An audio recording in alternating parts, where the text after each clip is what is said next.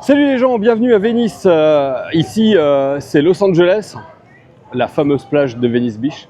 Vous l'aurez certainement reconnu. Pourquoi est-ce que j'ai choisi cet endroit? Pour vous parler de est-ce qu'on peut réussir dans la photo, est-ce qu'on peut gagner sa vie, est-ce qu'on peut bien gagner sa vie dans la photo? Eh bien, c'est simple. Venice Beach a une particularité, c'est que vous allez croiser toutes les Amériques ici. Et en particulier, les Amériques qui ont réussi, qui ont bien réussi, et les Amériques qui ont complètement échoué. Et d'ailleurs, on les voit plus eux que les autres ici à Venise. Ils poussent des caddies avec toute leur vie à l'intérieur. Ils sont devenus clodos. C'est des mecs qui ont pris tout ce qu'ils avaient dans leur vie. Ils l'ont foutu dans leur bagnole. Ils sont venus à Los Angeles faire des castings en espérant devenir le prochain Leonardo DiCaprio. Et puis ils ont fini clodo à Venice Beach. Bon. Alors pourquoi est-ce que j'ai choisi cet endroit? Ben, tu l'auras compris. Parce que ça reste assez difficile de bien gagner sa vie dans la photo et de gagner simplement sa vie dans la photo. Pourquoi? Il suffit d'aller au salon de la photo à Paris pour se rendre compte que il y a énormément de gens qui ont un appareil photo et qui ont tous le même rêve que toi, c'est-à-dire pouvoir vivre de leur passion à un moment donné. C'est légitime et c'est un véritable plaisir. Moi, j'ai la chance de vivre ce plaisir-là.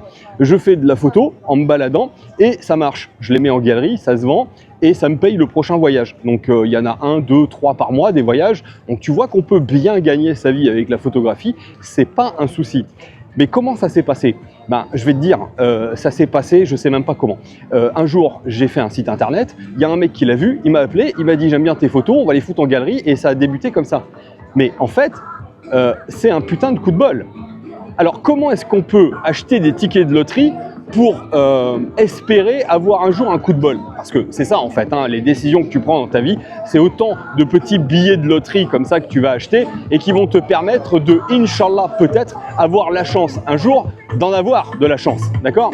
Donc les billets de loterie pour la photographie, je vais te donner quelques pistes, sachant qu'elles ne sont pas uniques, mine de rien, c'est bordélique Venice, il y a de la musique partout, en plus c'est de la musique dégueulasse, qu'est-ce que vous voulez que je vous dise? Le premier billet de loterie que vous allez pouvoir vous offrir dans la photographie, c'est de décider de vous offrir un appareil photo qui vous sera utile, d'accord? Mais ça, on en reparlera. Quel genre d'appareil photo, quel genre d'investissement pour faire de la photo, etc., etc. Et quand vous avez fait la démarche d'acheter un appareil photo, c'est que vous êtes déjà prêt à pouvoir exprimer votre propre vision du monde. Le deuxième ticket de loterie, c'est de comprendre votre vision du monde. Et comprendre sa vision du monde, en fait, c'est comprendre qui on est. Comprendre qu'on est né quelque part, qu'on a eu la famille qu'on a eue, les amis qu'on a eus, l'éducation qu'on a eue, les joies, les peines qu'on a eues, les victoires, les défaites, etc. Et ça a défini l'être humain que vous êtes à l'instant T. Parce que demain, l'être humain que vous êtes aujourd'hui aura déjà changé. Vous aurez vécu d'autres choses qui auront fait que votre vision du monde aura déjà évolué. Donc, quand vous avez compris que votre vision du monde, elle est définie par toute la vie que vous avez eue, vous avez compris mécaniquement que votre vision du monde est tout à fait unique. Voilà, il n'y a pas deux mêmes visions du monde chez deux photographes différents. Donc ça, c'est le deuxième billet de loterie que vous pouvez vous offrir. Vous comprendre vous-même et choisir d'exprimer votre vision du monde grâce à cet appareil photo, puisque l'appareil photo, c'est quand même le seul outil au monde qui est capable de lire dans votre regard. Voilà. Et donc, si vous regardez le monde d'une certaine façon, eh bien, l'appareil photo, lui, va saisir cette certaine façon de voir le monde. Troisième ticket de loterie, il va falloir choisir un sujet à photographier. Si vous choisissez de photographier n'importe quoi, vous allez offrir n'importe quoi au monde, d'accord? Par contre, s'il y a quelque chose que vous aimez vraiment dans la vie, les chiens, les chats, les canettes de bière, les bouchons de champagne, j'en sais rien moi, tu sais, les gens ils ont tous des vices particuliers, eh bien si vous aimez quelque chose en particulier, prenez-le en photo. Parce que si vous prenez ça en photo, en fait, le fait même d'aimer quelque chose que les autres n'aiment pas, c'est déjà la possibilité de susciter la curiosité chez les gens. Et ça, c'est très important quand on fait de l'art, de susciter la curiosité. Pourquoi? Parce que les gens qui aiment l'art, qu'est-ce qu'ils aiment en fait finalement dans l'art? Ils aiment la possibilité de pouvoir ouvrir une petite fenêtre sur un monde parallèle, le vôtre, votre vision du monde, votre monde parallèle, d'accord? Donc ça, c'est l'autre billet de loterie que vous pouvez vous offrir. Un autre billet de loterie que vous pouvez vous offrir, c'est de commencer à exprimer votre vision du monde, à regarder les choses que vous aimez et à les prendre en photo, en prenant beaucoup de plaisir à le faire. Et ça, c'est la pierre angulaire de toute la démonstration que je suis en train de vous faire. Parce que si vous prenez du plaisir à faire quelque chose, à la fin des fins, même si vous ne réussissez pas à gagner votre vie avec ce quelque chose-là, il vous restera le plaisir de l'avoir fait. Et ça, je peux vous garantir que ça n'a pas de prix. Alors ça paraît facile comme ça pour quelqu'un qui est à Los Angeles et qui demain sera ailleurs parce que je suis à l'aise, voilà, c'est la vérité. Mais la vérité, au fond de tout, c'est que si ça n'existait pas, si j'étais pas à Los Angeles en train de vous parler, que j'étais ailleurs en train de galérer avec mon appareil photo, mais en me faisant plaisir à prendre des trucs en photo, eh ben, je serais quand même là en train de vous parler et de vous dire combien ça me fait plaisir de prendre des trucs en photo. Et ça serait quand même ma richesse à moi. Voilà. Donc, faites-vous plaisir à prendre des choses en photo, c'est très important. Un autre ticket de loterie que vous pouvez vous offrir, c'est de ne absolument jamais prendre des cours de photo avec un vieux con de la photographie ou n'importe qui d'autre qui vous vend une formation en ligne. Ça ne peut pas exister. Si vous apprenez la photo par le regard de quelqu'un qui a déjà vécu sa vie, vous allez intégrer dans votre vision du monde des artefacts en fait et des traces de sa vision du monde à lui. Donc vous n'aurez plus une vision du monde qui vous appartient. Ce que je veux dire par là, c'est qu'il y a des vieux cons qui vont vous dire oui, la règle des 3/3, les ISO, écoute-moi bien. Si tu as envie de prendre toutes tes photos à 25 000 ISO, si tu as envie de voir le monde à l'envers, si tu as envie que le monde soit vert fluo, si tu n'as pas envie de respecter la règle des 3/3 et que le monde soit complètement différent de ce qu'il est réellement, eh bien fais ce que tu veux en fait. Parce que la photographie, c'est avant toute chose une création artistique. Et c'est surtout, j'insiste là-dessus, une vision du monde qui vous appartient. Et donc, attachez-vous à exprimer votre vision du monde, peu importe ce qu'elle est. Et je vous garantis que sur une planète avec 8 milliards d'individus, tous susceptibles de voir votre travail, il y en aura bien un ou deux qui vont l'adorer. Et s'il y en a un ou deux qui l'adorent, eh bien, votre art va commencer à vivre. Et on en vient à l'autre ticket de loterie. Qu'est-ce que c'est que l'art? Vous êtes probablement artiste photographe et vous ne le savez pas encore. Et vous allez le savoir dans quelques secondes. C'est quoi un photographe? Un photographe, c'est un mec, il a un appareil photo, il prend des photos. Super, vous êtes tous photographes si vous êtes sur cette chaîne YouTube, c'est parfait. Maintenant, si vous avez un compte Instagram sur lequel vous mettez les photos que vous prenez, alors vous êtes artiste photographe. Pourquoi? Eh bien, c'est simple.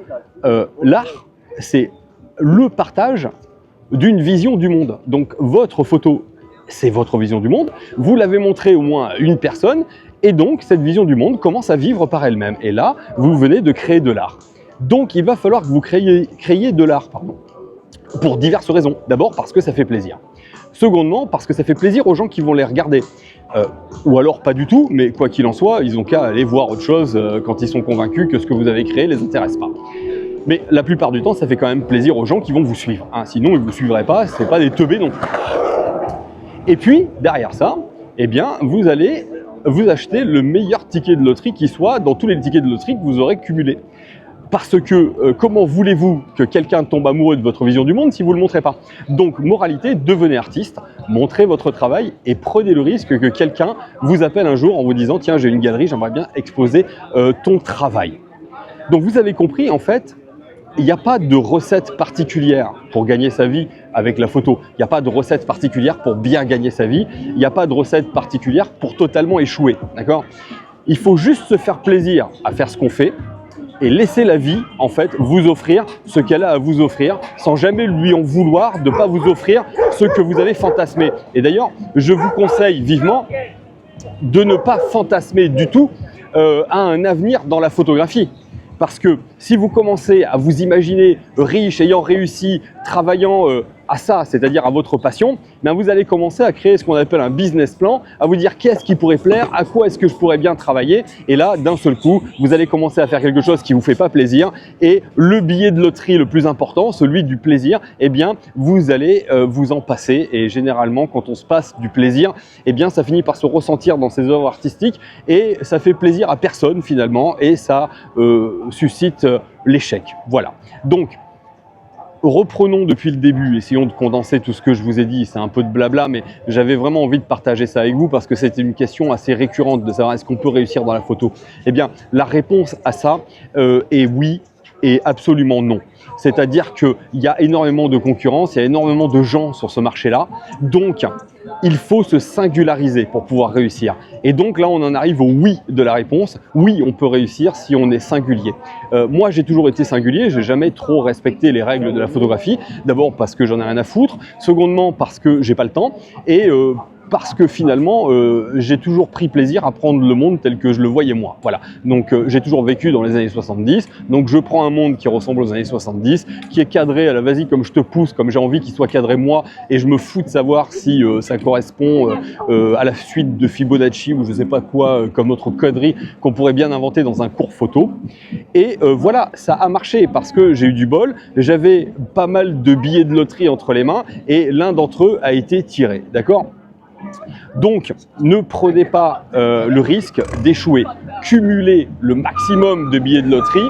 Putain, c'est pas possible. Tu sais, le mec, il attend que tu passes quand tu as la caméra à la main pour démarrer son espèce d'engin de la mort. Ça m'énerve, putain. Alors ça, pour te niquer un son, il n'y a pas mieux. Bon, on va essayer d'avancer un peu plus vite.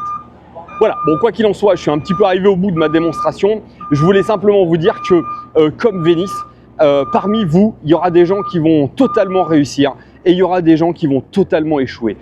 Tous, vous aurez eu le même rêve, tous, vous serez venus avec quelques billets de loterie, certains plus que d'autres, et puis malheureusement, eh bien, vous n'aurez pas rencontré la bonne personne, la bonne galerie, le bon Pygmalion au bon moment, et malheureusement, ça n'aura pas marché. Je vous dis ça en toute conscience, hein, parce que moi, des gens qui sont meilleurs que moi, j'en connais plein, et malheureusement, ils ont jamais réussi aussi bien que j'ai pu réussir moi avec la photographie. Et c'est malheureux pour eux, parce que véritablement, j'adore leur travail, et j'aurais aimé qu'ils puissent réussir aussi. Voilà, donc il y a beaucoup de gens à qui j'ai tendu la main, il y a beaucoup de gens que j'ai aidés à intégrer des galeries, à développer justement leur capacité à assumer leur vision du monde pour justement pouvoir fournir quelque chose de singulier. J'essaie autant que je peux de partager toute mon expérience pour que tout le monde puisse accumuler le plus possible de ces petits billets de loterie, mais je vous garantis que c'est pas facile. Donc, je vais vous donner un conseil que ma mère aurait pu me donner. Hein. Si vous avez un autre boulot, capitalisez là-dessus, d'accord ? Ne capitalisez pas tout sur l'art. Même moi, aujourd'hui, je capitalise pas tout sur mon art pour une raison simple, hein, c'est que aujourd'hui, ma vision du monde, elle plaît, demain, elle plaît plus et j'ai plus rien, d'accord ? Donc, si vous avez quelque chose de stable à côté qui vous permet d'espérer avoir une retraite peut-être, en tout cas d'espérer avoir une rentrée d'argent régulière, eh bien c'est d'autant mieux parce que vous n'aurez plus la pression justement de devoir absolument créer quelque chose qui plaît et donc de devoir vous passer du plaisir et donc de devoir fournir un travail qui sera du prêt-à-porter et qui ne marchera de toute façon pas. Le meilleur moyen encore de réussir aujourd'hui, c'est d'avoir une stabilité à côté pour pouvoir justement créer quelque chose de bien. Alors là-dessus, il y a tout un tas de cons qui vont venir et dire oui, mais Van Gogh, regarde, c'est parce qu'il galérait qu'il a réussi à créer nanani. Ouais, mais on était en 1800 et quelques. Ferme-la, c'est fini ça maintenant. À l'époque, il n'y avait pas de système de retraite, il n'y avait pas de sécurité sociale, il n'y avait pas de billets d'avion, il n'y avait pas la possibilité de voyager, tout un tas de trucs pour lesquels tu as besoin de pognon, d'accord ? Alors moi, franchement, ce que je peux te conseiller, c'est d'être quand même à l'aise d'une manière ou d'une autre. N'attends pas de souffrir pour créer quelque chose. Voilà. D'ailleurs, tu peux très bien créer quelque chose en souffrant, hein, c'est pas le problème, c'est pas ce que je te dis. Mais en fait, tu peux aussi créer quelque chose en étant terriblement heureux dans la vie, hein. Il n'y a pas de raison. Je vois pas pourquoi il faudrait être un putain d'artiste maudit pour réussir. Ça n'existe que dans la tête des gens. C'est juste qu'on aime bien mettre en lumière des couillons maudits parce qu'on aime bien les gens maudits, tu sais. Ça nous rappelle combien nous on a de la chance d'être heureux. Donc on les met en avant comme ça. Ça permet à la populace de se dire ah bah tiens j'ai de la chance. Lui c'est de la merde. Thank you my friend. Thank you very much. Et lui c'est de la merde. Moi j'ai beaucoup de chance. Tu sais c'est voilà. C'est le monde tel qu'il est aujourd'hui. Voilà. Bref, on va pas se tergiverser là-dessus parce que je vais me faire bannir de YouTube si je vous dis exactement ce que je pense du monde d'aujourd'hui. Mais quoi qu'il en soit, n'attendez pas de souffrir pour créer de l'art, ça n'a aucun sens.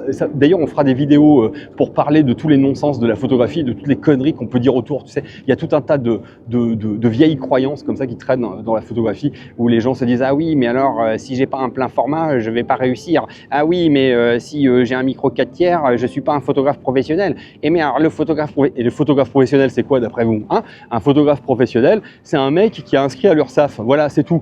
Les autres, c'est tous des photographes, tu vois. Mais lui, il est allé s'inscrire à l'URSSAF. Donc, des photographes professionnels, c'est pas un gage de qualité, hein. C'est juste un gage que le mec espère avoir le droit de payer des impôts à un moment donné. Bon, bref.